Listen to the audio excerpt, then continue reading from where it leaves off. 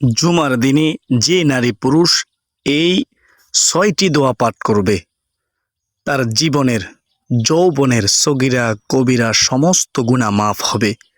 ওই নারী পুরুষ কতই না ভাগ্যবান, যে নারী পুরুষ এই পবিত্র জুমার দিনে এই ৬টি দোয়া পাঠ করবে। আপনি কি জানেন কোন ৬টি দোয়া পড়বেন এই পবিত্র জুমার দিনে? যদি না জেনে থাকেন তাহলে মনোযোগ দিয়ে শুনতে হবে। আল্লাহ তাআলা আমাদের সবাইকে মনোযোগ দিয়ে শোনার তৌফিক দান করুন। সকলে বলি আল্লাহুম্মা আমিন। তো চলুন আমরা জেনে নেই কোন ৬টি দোয়া পড়বেন পবিত্র জুমার দিনে। ৬টি দোয়ার মধ্যে প্রথম নম্বর দোয়াটি হচ্ছে সুবহানাল্লাহি ওয়া বিহামদিহি। এই দোয়াটি পড়বেন পবিত্র জুমার দিনে। যত বেশি পারেন পড়ুন, নির্দিষ্ট কোনো সংখ্যা নেই। যত বেশি পড়বেন ততই আপনার জন্য কল্যাণ হবে, আল্লাহ খুশি হবে, আল্লাহ রাসূল সাল্লাল্লাহু আলাইহি ওয়াসাল্লাম খুশি হবে। এই দোয়াটি পড়লে সমুদ্রে ফেনাসি পরিমাণ গুনাহ থাকলেও আমার নবীজি সাল্লাল্লাহু আলাইহি ওয়াসাল্লাম বলেছেন, মহান আল্লাহ তাআলা গুনাহ ক্ষমা করে দিবেন। সুবহানাল্লাহ সুবহানাল্লাহ। সুবহানাল্লাহি ওয়া বিহামদিহি পাঠ করার সাথে সাথে আল্লাহ তাআলা খুশি হয়ে জান্নাতের মধ্যে আপনার জন্য একটি গাছ রোপণ করবেন। সুবহানাল্লাহ। ওই গাছের ছায়া এত লম্বা হয় যে একটি দ্রুতগামী ঘোড়া যদি ৫০০ বছর পর্যন্ত দৌড়ায় তাহলেও ওই জান্নাতি গাছের ছায়া অতিক্রম করতে পারবে না। সুবহানাল্লাহ। এত বিরাট লম্বা গাছ সুবহানাল্লাহি ওয়া বিহামদিহি পাঠ করার সাথে সাথে আল্লাহ তাআলা রোপণ করে দিবেন। সুবহানাল্লাহ।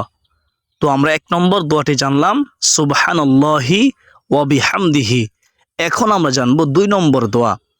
২ নম্বর দোয়াটি হচ্ছে আস্তাগফিরুল্লাহাল্লাযী লা ইলাহা ইল্লা হুয়াল হাইয়ুল কাইয়্যুম ওয়া আতুবু ইলাইহি।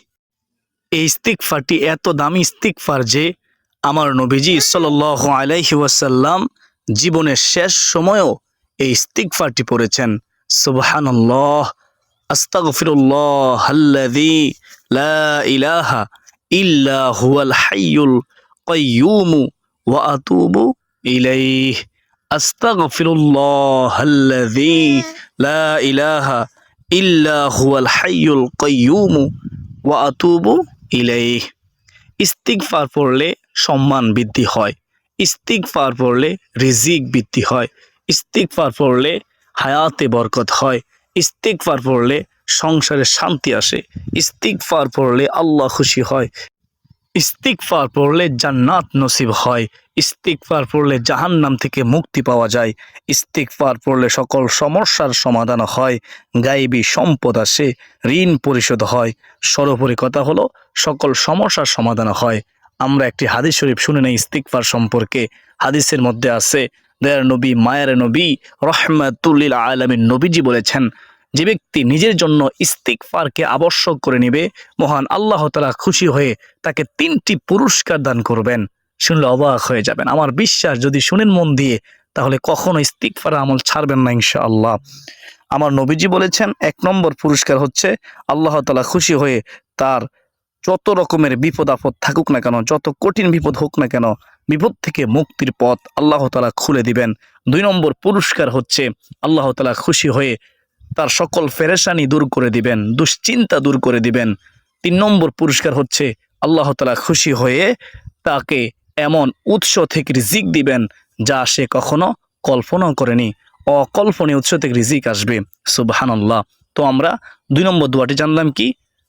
আস্তাগফিরুল্লাহাল্লাযী লা ইলাহা ইল্লা হুয়াল হাইয়ুল কাইয়্যুম ওয়া আতুবু ইলাইহি। আস্তাগফিরুল্লাহাল্লাযী লা ইলাহা ইল্লা হুয়াল হাইয়ুল কাইয়্যুম ওয়া আতুবু ইলাইহি। বেহেশতের পথে সুপ্রিয় দর্শক, এখন আমরা জানব ৩ নম্বর দোয়া। ৩ নম্বর দোয়াটি হচ্ছে ইয়া যাল জালালি ওয়াল ইকরাম। এটি আল্লাহ তাআলার একটি গুণবাচক নাম। এই আল্লাহ তাআলার গুণবাচক নামকে ইসমে আজমও বলা হয়। আমার নবীজি সাল্লাল্লাহু আলাইহি ওয়াসাল্লাম বলেছেন, এই ইসমে আজম পড়ে আল্লাহ তাআলার কাছে যা চাওয়া হবে মহান আল্লাহ তাআলা তাই কবুল করবেন, তার মনে আশা পূর্ণ করবেন। সুবহানাল্লাহ। ইয়া যাল জালালি ওয়াল ইকরাম, ইয়া যাল জালালি ওয়াল ইকরাম। আমরা সবাই জানি ইসমে আজমের মাধ্যমে দোয়া করতে দেরি আল্লাহ তাআলা কবুল করতে দেরি করে না। তো আমরা 3 নম্বর দোয়াটি জানলাম কি, ইয়া যাল জালালি ওয়াল ইকরাম। আমরা পবিত্র জুমার দিনে পড়ব ইনশাআল্লাহ। এখন আমরা জানবো 4 নম্বর দোয়া। 4 নম্বর দোয়াটি হচ্ছে আল্লাহুম্মা আজিরনা মিনান নার। অর্থ, হে আল্লাহ, তুমি আমাকে জাহান্নাম থেকে মুক্তি দাও, আমাদেরকে জাহান্নাম থেকে মুক্তি দাও। সকলে বলি আল্লাহুম্মা আমিন। এই দোয়াটি পড়বেন পবিত্র জুমার দিনে প্রত্যেক ফরজ নামাজের পরে, প্রত্যেক মুনাজাতে পড়ার চেষ্টা করবেন ইনশাআল্লাহ। আল্লাহুম্মা আজিরনা মিনান নার, আল্লাহুম্মা আজিরনা মিনান নার। হে আল্লাহ, আমাদেরকে জাহান্নাম থেকে মুক্তি দাও, আমাদেরকে জাহান্নাম থেকে বাঁচাও। যদি আমরা এভাবে আল্লাহ তাআলার কাছে এই দোয়ার মাধ্যমে জাহান্নাম থেকে মুক্তি চাই, 3 বার পড়ার সাথে সাথে জাহান্নাম আমাদের জন্য মহান মালিক আল্লাহ রব্বুল আলামিনের কাছে দরখাস্ত করবে, বলবে, হে মালিক আল্লাহ, আপনার বান্দা আমি জাহান্নাম থেকে মুক্তি চাইতেছে, আল্লাহ তুমি একে জাহান্নাম থেকে মুক্তি দাও। সুবহানাল্লাহ। 3 বার পড়ার সাথে সাথে দরখাস্ত করবে স্বয়ং জাহান্নাম। তো এর চেয়ে সুসংবাদ আর কি হতে পারে। আমরা পড়ব এই পবিত্র জুমার দিনে প্রত্যেক ফরজ নামাজের পর একবার করে, প্রত্যেক মুনাজাতে একবার করে হলেও আল্লাহুম্মা আজিরনা মিনান নার, আল্লাহুম্মা আজিরনা মিনান নার, আল্লাহুম্মা আজিরনা মিনান নার। এখন আমরা জানবো 5 নম্বর দোয়া। এই পবিত্র জুমার দিনে পড়বেন। 5 নম্বর দোয়াটি হচ্ছে দোয়ায়ে ইউনুস। লা ইলাহা ইল্লা আনতা সুবহানাকা ইন্নী কুনতু মিনাজ জালিমিন। লা ইলাহা ইল্লা আনতা সুবহানাকা ইন্নী কুনতু মিনাজ জালিমিন। দোয়া ইউনুস এত দামি দোয়া যে এই দোয়া সম্পর্কে স্বয়ং আল্লাহ তাআলা ওয়াদা করেছেন। আমার আল্লাহ বলেন, আমি আল্লাহ যেভাবে হযরত ইউনুস পয়গম্বরকে মাছের অন্ধকার থেকে, মাছের পেট থেকে আমি আল্লাহ তাকে এই দোয়ার বরকতে উদ্ধার করেছি, ঠিক এমনিভাবে আমি মুমিনদেরকে উদ্ধার করব বিপদ আপদ থেকে। সুবহানাল্লাহ। তাদের দোয়া কবুল করব, তাদের সকল অভাব দূর করে দিব, আল্লাহ তাআলা ওয়াদা করেছেন। এই দোয়ার মাধ্যমে দোয়া করতে দেরি আল্লাহ তাআলা কবুল করতে দেরি করবে না। এই দোয়ার মাধ্যমে আল্লাহ তাআলাকে ডাকতে দেরি আল্লাহ তাআলা ডাকে সাড়া দিতে দেরি করবে না। সুবহানাল্লাহ।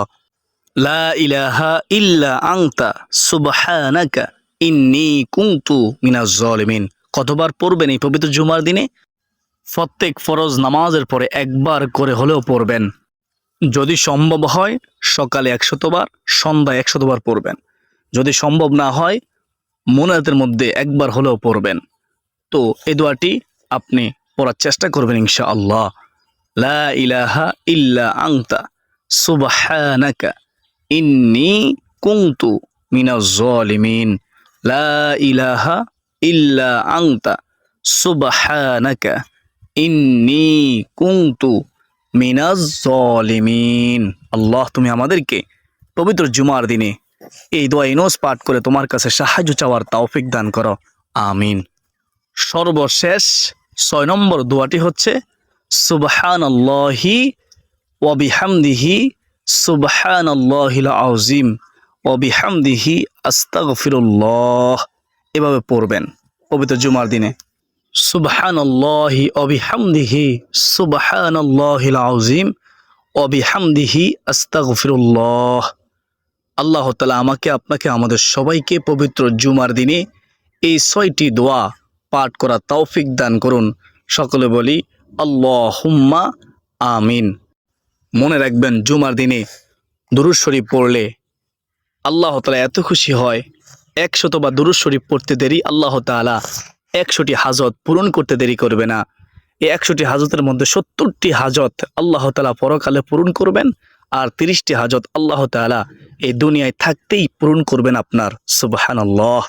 দুরূদ শরীফ সম্পর্কে হাদিসের মধ্যে আছে, জুমার দিনে রাসূলুল্লাহ সাল্লাল্লাহু আলাইহি ওয়াসাল্লাম বেশি বেশি দুরূদ পড়তে বলেছেন। নবীজি বলেছেন, ও আমার উম্মতেরা, তোমরা জুমার দিনে আমি নবীর উপর বেশি বেশি করে দুরূদ শরীফ পাঠ করো, কেননা তোমাদের পাঠকে দুরূদ আমি নবীর কাছে ফেরেশতারা নিয়ে আসে। সুবহানাল্লাহ। আমরা দুরূদের আমল কেন করব?